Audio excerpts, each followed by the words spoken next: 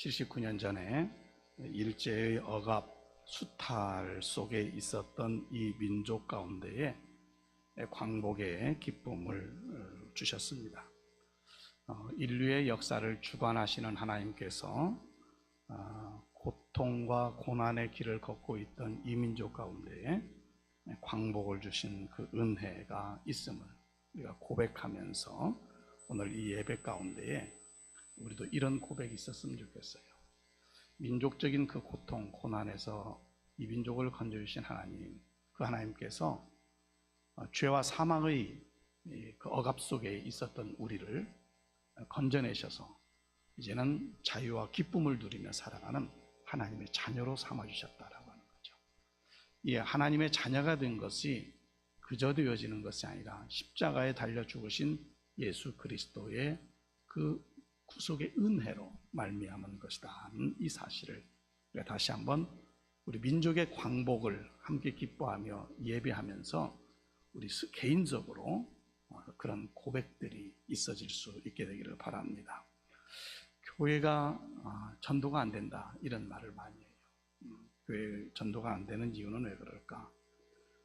좋은 영향력, 선한 영향력을 이 사회 가운데 끼치지 못한 그리스도인의 책임이에요.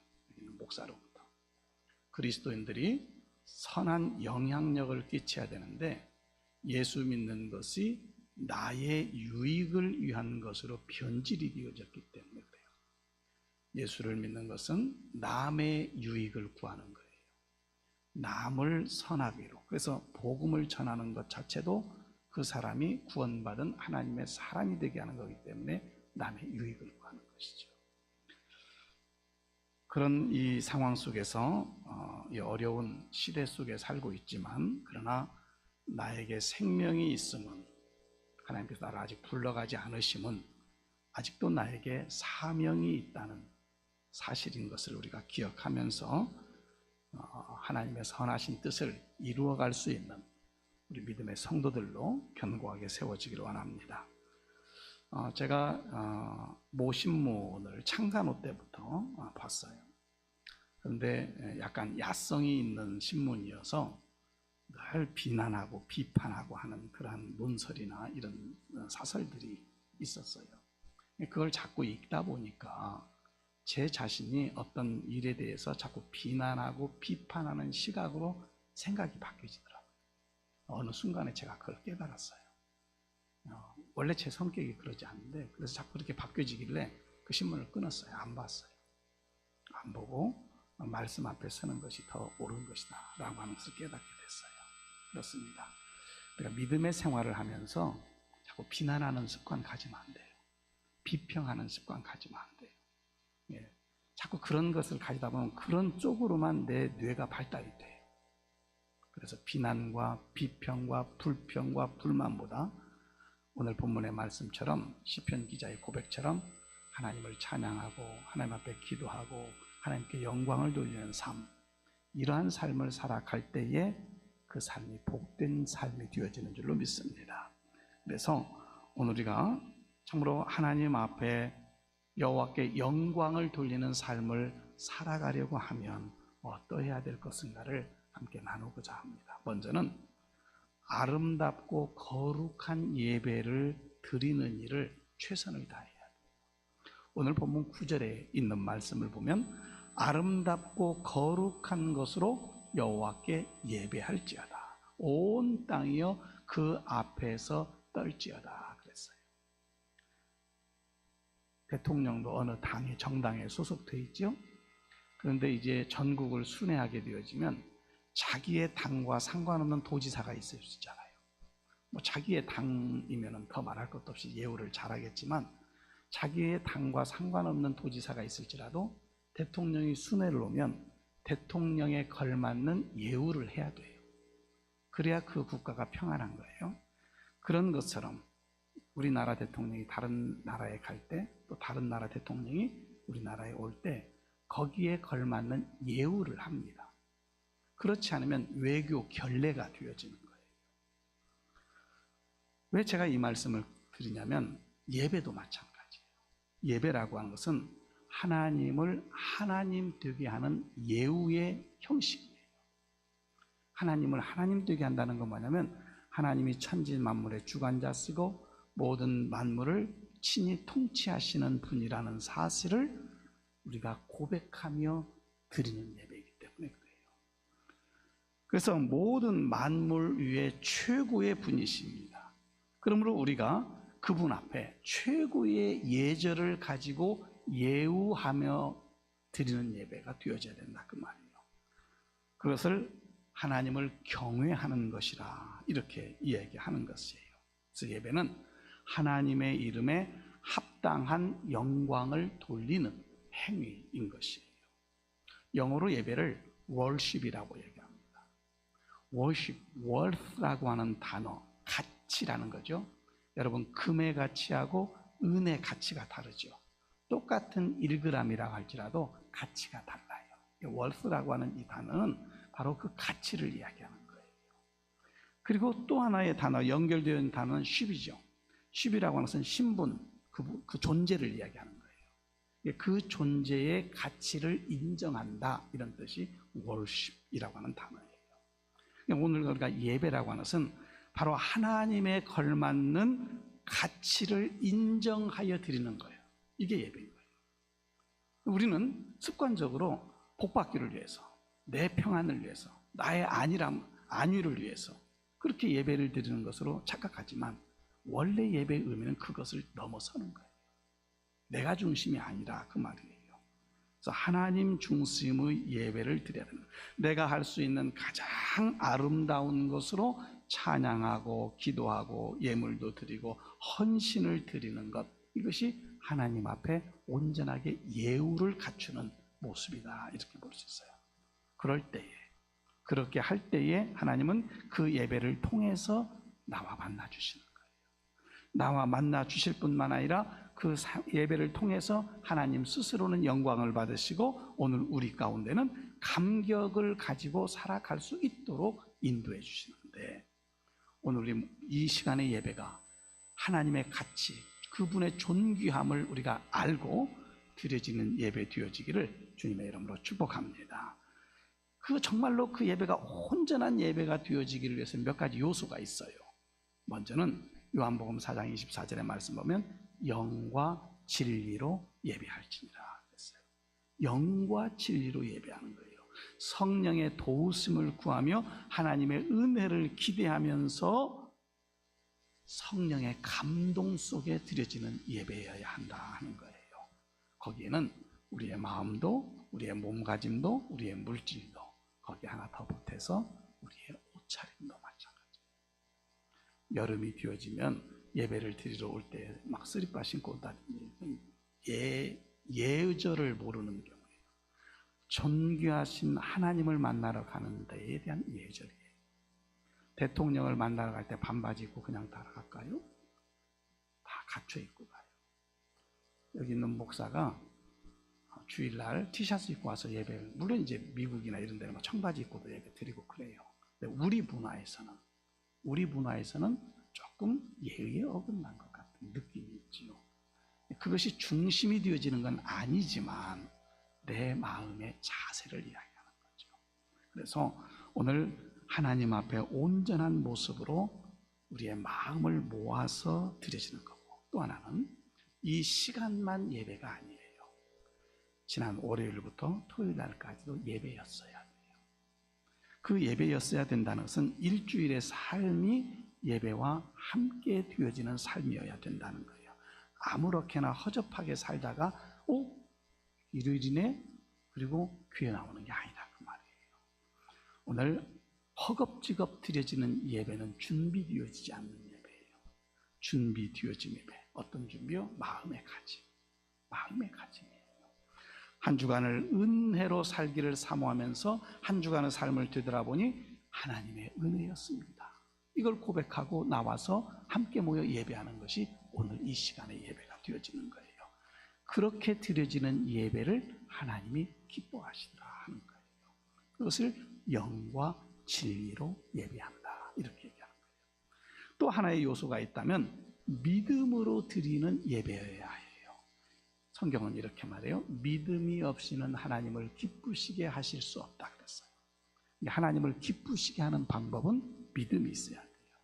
예수님께서 제자들을 꾸짖을 때도 믿음이 없는 자들이야 이렇게 얘기했잖아요. 믿음이 얼마나 소중한가 알 수 있어요.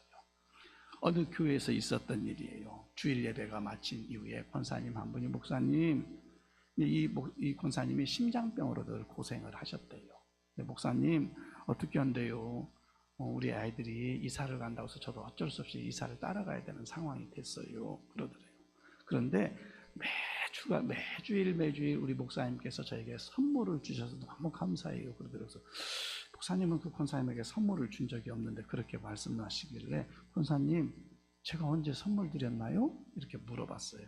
그랬더니 권사님이 하시는 말씀이, 목사님 제가 교회에 와서 예배를 드릴 때마다 목사님께서 주시는 그 말씀이 나에게는 선물이었어요. 그 말씀을 믿음으로 아멘을 했더니 자기의 심장병이 나았다는 거예요. 자, 이 모습을 보면서 자기는 이렇게 생각했대요. 목사님이 설교하는 시간에 자기 심장에다 손을 대고 하나님 아멘, 아멘. 그런데 자기 병이 나았다. 그래서 매주일 자기는 목사님으로부터 선물을 받은 자라 이렇게 얘기를 했다는 거예요. 기적은 믿음으로 나타나게 되는 거예요. 믿음이 기적을 만들어내는 거예요. 그 믿음은 말씀을 듣고 입으로 아멘, 이것은 시인하는 거죠. 그리고 가슴으로 그 말씀을 받아들이는 거예요. 거기에 기적의 역사가 나타나는 거예요. 그럴 때에 예수님께서도 치유를 하시잖아요. 네 믿음이 너를 구원하였느니라. 질병에서 치유받은 사람들을 향해서 예수님께서 하신 말씀이잖아요. 믿음이 기적을 만들어내는, 역사하는 힘인 줄로 믿습니다. 이 믿음을 가져야 되는 거예요. 그 믿음을 가지고 예배드리는 거다. 또 하나의 요소가 있다면은 하나님 중심의 예배여야 돼요. 내가 좋아하는 예배가 아니에요. 예배의 스타일은 달라요. 동남아시아에 가서 예배를 드려보면요, 예배드리고 찬송을 막 하다가 막 또 합심해서 막 기도해요. 그러다가 또 찬송 막 하다가 합심해서 막 기도해요. 그러다가 어떤 사람 앞에 나와서 이야기해요. 알고 보니까 설교가 아니래요. 간증을 해요. 간증을 막 해요. 그리고 맨 마지막에 목사님이 나와서 짧게 한마디로 그냥 예배 끝나요. 장로교 목사인 제 입장에서 어떻게 저렇게 예배를 드리지? 저게 예배인가? 이렇게 생각이 됐어요. 그런데요, 그 예배의 형식이나 틀은 그 나라에 따라서 달라요. 중요한 것은 뭐예요? 바로 하나님이 그 예배의 중심에 있느냐 하는 거예요. 의식 속에 하나님이 계시지 않아요. 의식은 예배를 잘 드리기 위해서 하나님이 중심되게 하기를 위한 형식적인 거지만, 우리의 예배가 하나님만이 존귀케 되어지고 하나님만이 영광 받으시는 예배가 되기를 위해서 마음을 모아야 될 필요가 있다 그 말이에요. 그것이 온전한 예배예요. 내가 복받기 위해서 예배드리는 게 아니에요. 그것은 부차적인 거예요. 너희는 먼저 그의 나라와 그의 의를 구하라. 그리하면 이 모든 것을 너희에게 더하시리라. 그의 나라와 그의 의를 구하는 게 예배예요. 그러면 그렇게 예배를 드리고 나니 하나님께서 더하여 주시는 복이 있더라 그 말이에요. 그 복이 먼저가 아니라 그 말이에요. 온전한 마음으로 예배하는 거예요. 내 귀에 듣기 좋은 설교해 주셨으면 좋겠다, 이게 아니라 그 말이에요. 초점은 하나님 중심이어야 된다는 것이에요. 그 예배를 통해서 온전히 내 마음과 내 정성을 드릴 때에 그가 예배의 성공자가 되어지는 거죠. 예배에 성공하는 삶이 되어질 때에 그의 삶의 현장 속에서도 하나님의 역사를, 하나님의 기적을 맛보며 살아가게 될 줄로 믿습니다. 하나님 오늘도 하나님의 이름에 합당한 영광을 돌리는 그 예배자를 찾고 계시는 거예요. 아름답고 거룩한 예배를 드림을 통하여서 하나님께 영광 돌리는 우리의 예배가 되기를 원하면서 여러분 각자의 고백 속에 그 하나님 앞에 영광 돌리는 고백이 있기를 주님의 이름으로 축복합니다. 두 번째로 생각할 것은 바로 하나님께 영광을 돌리기를 위해서 구원의 복음을 만민에게 전하는 거예요. 이게 하나님께 영광되는 행위라고 말이에요. 오늘 본문 2절 3절에 있는 말씀을 통해서 보면 여호와께 노래하며 그의 이름을 송축하며 그의 구원을 날마다 전파할지어다. 그의 영광을 백성들 가운데에 그의 기이한 행적을 만민 가운데 선포할지어다 라고 말씀하고 있어요. 하나님께서 교회의 일꾼을 세우는 목적은 인류와 모든 만물의 구원의 역할을 감당하게 하기를 위한 거예요. 아브라함이 갈대아 우르를 떠나서 하란에 머물게 되어지지요. 하란에 머무는 아브라함, 그를 불러서 너를 큰 민족을 이루게 하겠다 약속을 해주시죠. 근데 그들이 아브라함이 살아가는 동안에 큰 민족이 안 됐어요. 아브라함, 이삭, 야곱 3대를 거치면서 야곱 때에 그 가족들 70여 명이 애굽으로 가게 되죠. 가게 된 이유는 먹고 살 것이 막막했어요. 흉년이 들은 거예요. 그러니까 애굽에는 쌀이 있다, 먹을 것이 있다는 소식 듣고 애굽에 간 거죠. 물론 그렇게 해서 그 온 가족이 이주를 하게 되어지고 모든 양식이 풍부한 애굽에서 엄청난 숫자로 민족을 이루게 되어지는 거예요. 그리고 그들을 다시 모세를 통해서 가나안까지 인도에 갔으는 이 출애굽의 역사를 보게 되죠. 하나님이 왜 그렇게 하셨을까요? 그 유대 민족, 히브리 민족을 통해서 하나님의 구원의 역사를 이루어가게 하기를 위해서 그런 거예요. 그리고 유다 자손을 통해, 다윗의 자손을 통해서 메시아를 이 땅에 출생하게 하시고 그 메시아를 통한 구원의 놀라운 역사들을 이루어 놓으신 거거든요. 이 구원의 기쁨을 가진 저와 여러분이잖아요. 예수님이 여러분을 구원하신 줄로 믿습니까? 믿습니까? 확실히 믿습니까? 확실히 믿어야 돼요. 확실히. 나를 예수님이 죽으신 것, 십자가에 죽으신 것이 내 죄를 다 도말하시기 위해서 깨끗하게 씻기를 위해서 돌아가셨다는 사실을 확실히 믿는 것, 이것이 믿음이에요. 그 믿음을 가지고 그 구원의 은혜를 노래하는 거예요. 그리고 그 구원의 그 기쁨과 감격을 전파하는 거예요. 시편의 노래들을 들여다보면요, 여호와께서 행하신 이적과 기사들을 내가 찬양합니다. 이게 시편에 나와 있는 많은 말씀들이에요. 여러분들 한 사람 한 사람들을 통해서 하나님께서 이루신 일들이 뭐가 있나요? 그 이루신 일이 있다면 하나님 나를 통해서 이런 일들, 뭐 큰 것이 아니어도 좋아요. 그 이루신 일, 내 신앙의 고백 속에서 하나님, 이것은 하나님께서 행하셨습니다라고 고백되어진다면 그것을 하나님께 영광 돌림으로 고백하는 것, 이것이 예배라고 하는 사실이죠. 그런 면에 있어서 이 구원의 행적을 바라보며 하나님을 예배하면서 그 복음을 전하는 것, 이것이 구원받은 하나님의 백성들이 행해야 될 일들이다, 그 말이에요. 오늘날 교회가 가져야 될 참된 모습은 내가 받은 구원의 감격을 기뻐하고 노래하고 즐거워할 뿐만 아니라 구원의 메시지를 만방에 전하는 것이다, 그 말이에요. 만방이라고 하니까 나는 대한민국 익산시 안에서만 사는데 여러분, 세계에 나가 있는 약 2만 8천여 명의 선교사들을 위해서, 그들을 위해서 기도하는 것도 나는 기도 선교사인 거예요. 기도하는, 내가 물질로 선교금을 보내는 것은 물질 선교사예요. 여러분, 직장에서 이 직장이 복음화되어지기를 위해서 기도하는 거 직장 선교사예요.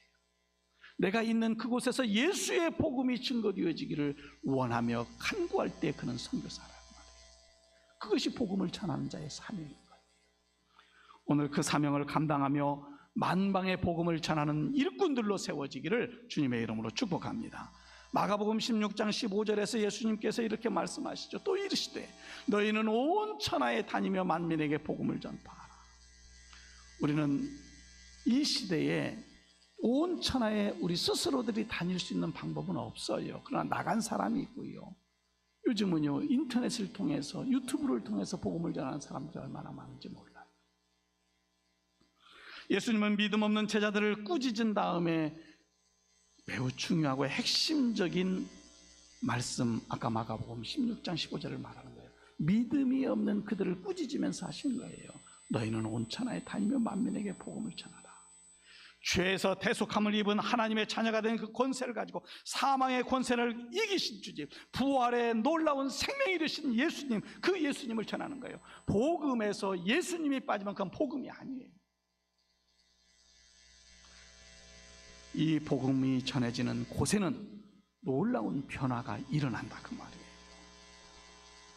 1883년 찰스 다윈이라고 하는 사람을 기억하시나요? 그는 진화론자예요.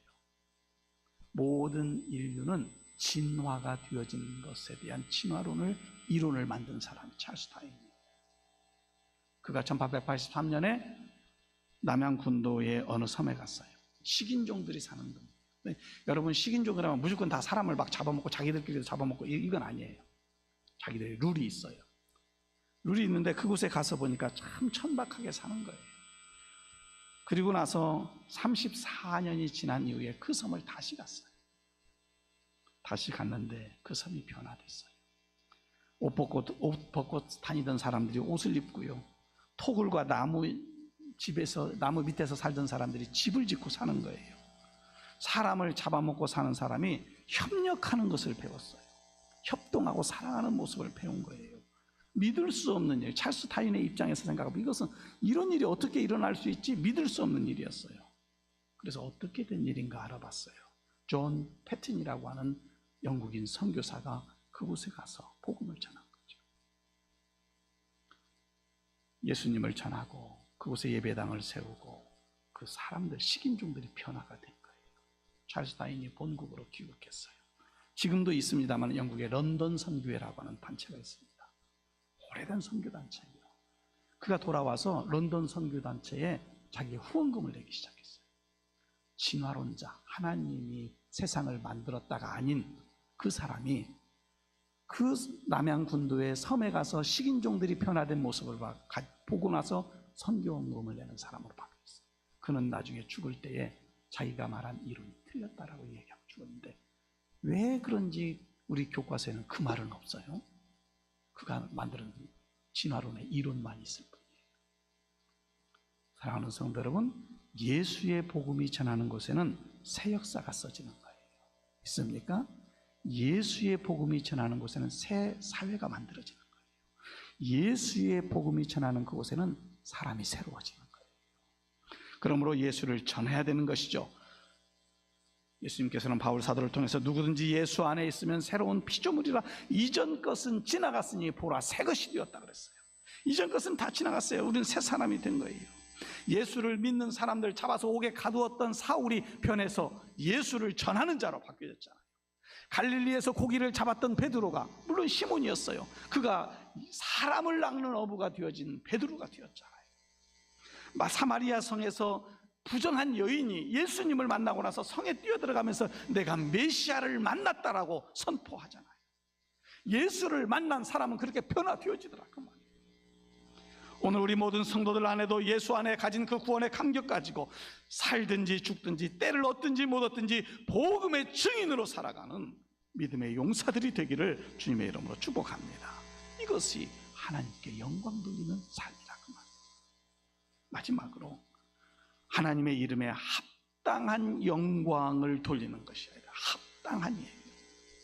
오늘 본문 7절과 8절에 가서 보면 만국의 족속들아 영광과 권능을 여호와께 돌릴지어다. 여호와께 돌릴지어다. 여호와의 이름에 합당한 영광을 그에게 돌릴지어다. 예물을 들고 그의 궁정에 들어갈지어다 그랬어요.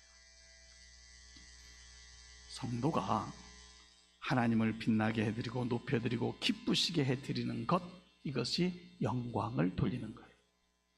그것은 하나님께 예배를 포함한 그의 삶 전체를 하나님께 드리는 모습이에요. 영광을 돌리는 방법에는 몇 가지 있어요.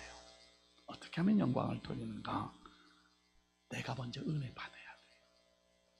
예수 그리스도로 인한 구원의 감격 속에서 은혜 받아야 돼요. 그리고 주님의 아름답고 거룩한 형상으로 변화를 받아야 돼요. 성도가 은혜를 받으면 죄가 무엇인가를 알게 돼요. 죄가 무엇인가를 알게 되니 회개하게 되어져요.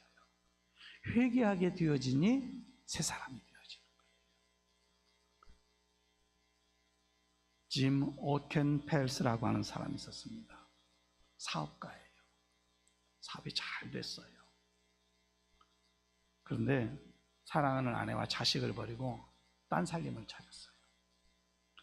그런데 딴살림을 차리고 사는 도중에 어느 날 그 여자가 오늘 교회 가자고 그런 거예요. 이상하게 이제 미국이라고 하는 나라는 이렇게 기독교 문화가 일반적으로 있다 보니까 웬일로 같이 사는 그 여자가 교회 가자고 하니까 이 오켄펠스가 그래? 교회 가지 뭐 그냥 같이 사는 여자 마음 맞춰주느라고 교회를 갔어요. 설교를 듣는데 목사님 설교가 아내와 자식을 버린 사람은 짐승만도 못하다. 짐승도 자기 새끼를 안 버리는데 자기 새끼 버린 사람은 그건 인간도 아니다. 이런 취지의 설교를 한 거예요. 이 이야기를 들으면서 이 오켄펠스가 누구한테 하는 말이에요? 자기에게 하는 말인 거예요. 자기에게 하는 말을 듣고 깨졌어요. 그리고 또 이어지는 설교에 사업을 하면서 정직하지 못하게 남의 틈쳐먹고 사는 그런 식으로 사업에서 갑부가 된 사람들, 그건 남의 거 도둑질해 먹은 죄인이다. 이런 식으로 설교를 하셨어요. 오켄펠스가 어떤 마음이었을까요? 그런데요, 그가 눈물을 흘린 거예요. 눈물을 흘린 거예요. 옆에 같이 사는 여자가 같이 이 오켄펠스가 펑펑 울고 있으니까 무슨 생각 가졌겠어요? 은혜 받았나 보다. 은혜 받았나 보다. 그런데 예배를 마치고 돌아오는 도중에 오켄펠스가 자기 아내에게 전화했어요. 좀 만나줄 수 있겠냐? 그리고 나랑 같이 교회 갈 수 있겠냐? 아내는 마지못해 동의했어요. 그리고 이 오켄펠스와 아내가 함께 교회를 다니면서 그 여행을 정리했어요. 사람이 변화되는 거예요. 변화되어지지 않는다는 것은 온전한 하나님의 말씀을 아직도 깨닫지 못한 거예요. 그렇습니다. 사랑하는 성도 여러분, 오늘 내가 은혜를 받고 주님의 아름다운 형상의 모습으로 변화가 되어지면 바로 그것이 하나님께 합당하게 영광을 돌리는 행위가 되어지더라는 거예요. 뿐만 아니라 그렇게 하나님 앞에 합당하게 영광을 돌리려고 하면 감사와 기쁨의 찬송을 늘 불러야 해요. 오늘 본문에서도 감사와 찬송으로 하나님께 영광을 돌린다 하는 말씀이 몇 번 반복되어지고 있어요. 하나님의 은혜로 구원받은 하나님의 자녀로 삼아주신 것에 대한 감사, 기쁨, 감격의 찬송이 우리 입술에서 흘러나와야 돼요. 유행가가 흘러나오면 안 돼요. 물론 유행가 부르지 말라는 얘기는 아니지만은, 그러나 하나님을 찬양하는 찬송의 소리가 내 입술에 붙어 있어요. 오늘 본문의 1절에 가서 보면 새 노래는 구원받은 사람이 부르는 노래이고 새롭게 된 사람이 부르는 노래입니다. 성삼위 하나님의 광대하심, 존귀하심, 위대하심, 은혜로우심을 감격하고 기쁨과 감사로 하나님을 찬양하는 우리 성도들이 되기를 주님의 이름으로 축복합니다. 마지막으로 말씀에 순종하는 생활이에요. 말씀에 순종하는 거예요. 이것은 부르신 그 하나님의 말씀을 따라서 사는 것을 이야기하는 거예요. 마태복음 5장 16절에 있는 말씀을 보면 이같이 너희 빛이 사람 앞에 비치게 하여 그들로 너희 착한 행실을 보고 하늘에 계신 너희 아버지께 영광을 돌리게 하라 그랬어요. 구속받은 성도는 우리의 빛이 내 안에 있어요. 예수의 빛이. 그것을 반사시키는 거예요. 내 스스로 만들어낼 수가 없어요. 그래서 우리는 예수의 빛을 받아서 반사하는 반사체예요. 예수님이 발광체예요. 우리가 달과 해의 이야기를 알잖아요. 해는 스스로 빛을 내요. 그러나 달은 스스로 빛이 없어요. 그런데 우리가 달빛을 보잖아요. 아는 대로 햇빛을 받아서 우리 반사시켜 비춰주는 거잖아요. 우리는 예수의 빛을 가진 사람들이기 때문에 그 예수의 빛을 비춰줘요. 그렇게 비춰주는 것, 그렇게 비춰주게 되어지면 이제는 그 모습을 보고 이제는 하나님께 영광 돌리는 자들이 많아지더라 하는 거예요. 사랑하는 성도 여러분, 이런 고백해 보시죠. 하나님, 먹든지 마시든지 무엇을 하든지 나의 삶에 하나님의 영광만 드러나기를 원합니다. 이 고백을 가지면서 하나님께 영광 돌리며 살아가는 우리의 삶이 되어지기를 원합니다. 은혜 받은 하나님의 사람으로 변화를 받아서 감사와 기쁨으로 찬송하고 그 말씀의 순종함을 통하여서 여러분들의 삶이 하나님께 영광 돌리는 삶이 되어질 때에 거기에 하나님이 영광을 받으신 그분께서 여러분들의 기도와 간구를 들으시며 놀라운 능력을 행하시며 온전하게 하시며 형통하게 하시는 거지요.